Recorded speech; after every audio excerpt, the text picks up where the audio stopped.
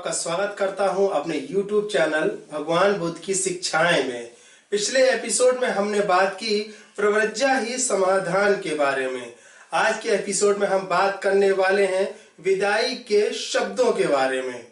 शाक्य संघ में जो भी कुछ हुआ उसकी सूचना सिद्धार्थ गौतम के लौटने से पहले राजमहल में पहुंच चुकी थी। घर पहुंचने पर सिद्धार्थ गौतम ने देखा कि उनके माता पिता बहुत दुखी हो रो रहे थे और संताप में डूबे हुए थे। शुद्धोधन ने कहा कि हम युद्ध के दुष्परिणामों की चर्चा तो किया करते थे, लेकिन मैंने यह कभी नहीं सोचा था कि तुम इस सीमा तक चले जाओगे। सिद्धार्थ ने उत्तर दिया, मैं भी नहीं सोच सकता था कि स्थिति ऐसा मोड़ लेकर यहां तक आ पहुंचेगी। मैं आशा कर रहा था कि मैं अपने तर्कों से शांति हेतु शाक्यों का मन जीत लूंगा, किंतु यह खेद की बात है कि सैनिक अधिकारियों ने लोगों को इतना उत्तेजित कर दिया था कि मेरी तर्कपूर्ण बातें भी उन पर कोई भी प्रभाव डालने में सफल नहीं हुई। मैं आशा करता हूं कि आपने अनुभव किया होगा कि मैंने कैसे परिस्थिति को अधिक बिगड़ने से बचा लिया। मैं सत्य और न्याय के पथ से विचलित नहीं हुआ, सत्य और न्याय के लिए अडिग खड़ा रहा। मैंने उनके प्रहार को अपने ऊपर ले लिया, लेकिन शुद्धोधन इससे संतुष्ट नहीं थे।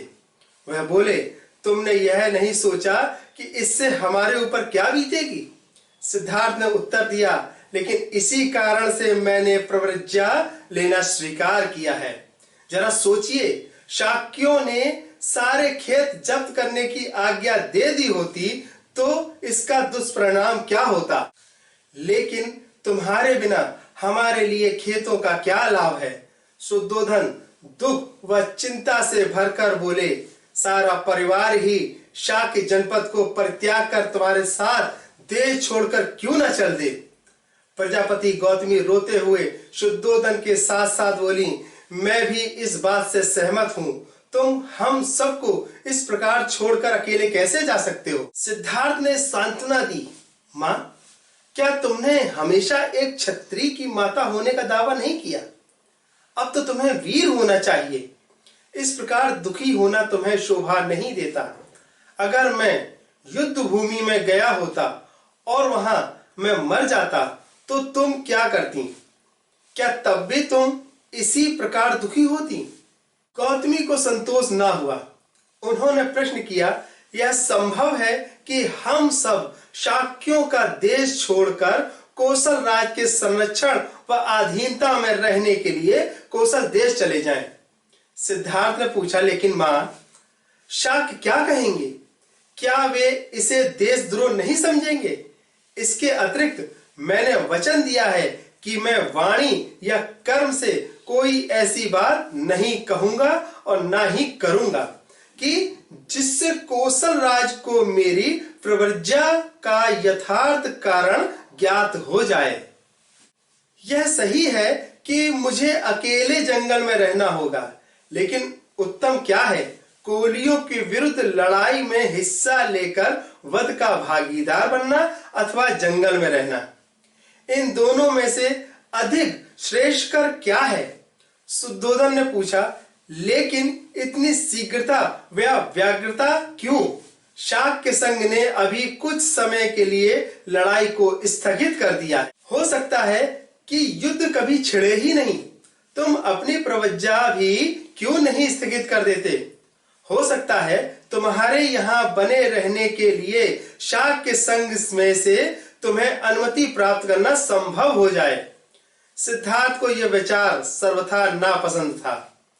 इसीलिए उन्होंने कहा, क्योंकि मैंने प्रवर्जित होने का वचन दिया है, इसीलिए शाक्य संघ ने अभी कोलियों के विरुद्ध युद्ध छेड़ने का निर्णय स्थगित कर दिया है।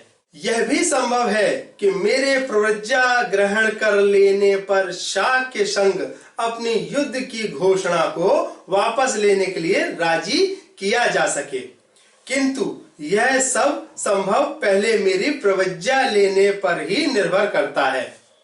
मैंने वचन दिया है और उसे अवश्य पूरा करना चाहिए। वचन के उल्लंघन का परिणाम और शांति दोनों के लिए बहुत गंभीर हो सकता है। माँ, अब मेरे मार्ग में बाधक ना बनो। मुझे अपनी अनुमति व अपना आशीर्वाद दो। जो कुछ हो रहा है वो अच्छे के लिए हो रहा है। गौतमी और शुद्धोधन दोनों मौन रह गए। तब सिद्धार्थ यशोधरा के कक्ष में पहुंचे। उन्हें देखकर सिद्धार्थ मौन रह गए। वे समझ नहीं पा रहे थे कि अब क्या कहें। यशोधरा ने मौन तोड़ते हुए कहा, कपिल वस्तु की शाक्य संघ की सभा में जो कुछ हुआ वह सब मैं सुन चुकी हूं। सिद्धार्थ ने पूछा, यशोधरा, मुझे बताओ कि मेरे प्रवर्जित होने के बारे में तुम क्या सोचती हो। सिद्धार्थ समझते थे कि शायद यशोधरा हिम्मत हारकर बेहोश हो जाएगी, किंतु ऐसा कुछ भी नहीं हुआ। अपनी भावनाओं पर पूरा नियंत्रण रखते हुए यशोधरा ने उत्तर दिया, यदि मैं तुम्हारी स्थिति में होती तो मैं भी इसके अतिरिक्त क्या करती।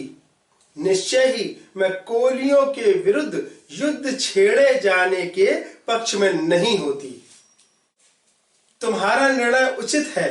मेरी सहमति और समर्थन तुम्हारे साथ है। मैं भी तुम्हारे साथ प्रवर्जित हो जाती। यदि मैं प्रवर्जित नहीं हो पा रही हूं तो इसका एकमात्र कारण यही है कि अभी मुझे पुत्र राहुल का पालन पोषण करना है। अच्छा होता यदि ऐसा ना हुआ होता, लेकिन हमें वीरता पूर्वक स्थिति का मुकाबला करना चाहिए। तुम अपने माता पिता पुत्र की चिंता मत करना। मैं जब तक जीऊंगी उनकी देखभाल करती रहूंगी। अब मैं इतना चाहती हूं कि जब तुम अपने निकट संबंधियों को छोड़कर प्रवर्जित होने जा रहे हो तो तुम एक ऐसे नए जीवन के पाठ की खोज करो जो मानवता के लिए कल्याणकारी हो। सिद्धार्थ इस बात से बहुत प्रभावित हुए। इससे पहले उन्होंने नहीं जाना था कि यशोधरा इतनी दृढ़, वीर, साहसी और उदार हृदय वाली स्त्री है। वह कितना गौरवशाली है कि उसे यशोधरा जैसी पत्नी मिली और समय ने दोनों को पृथक पृथक कर दिया। सिद्धार्थ ने उन्हें राहुल को लाने के लिए कहा। उन्होंने राहुल पर एक पिता की वात्सल्यपूर्ण दृष्टि डाली। इसके बाद वे वहां से चले गए। आज के एपिसोड में बस इतना ही। मैं प्रशांत कुमार आपसे अनुमति लेना चाहूंगा। जय भीम, नमो बुद्धाय।